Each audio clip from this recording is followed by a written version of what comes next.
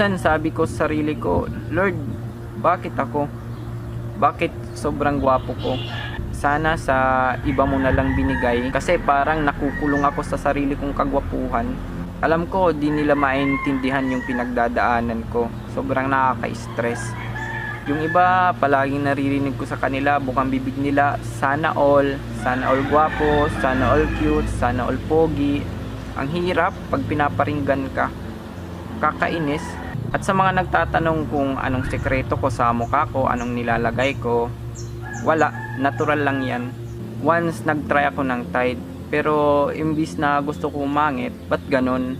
Ang pogi ko pa rin. Si Andrea Torres, pinilit niya ako na mag-join sa GMA7, kaso nagawa ko pa rin tanggihan kasi nga I feel not safe. Baka i-take advantage ako nila. Kaya mas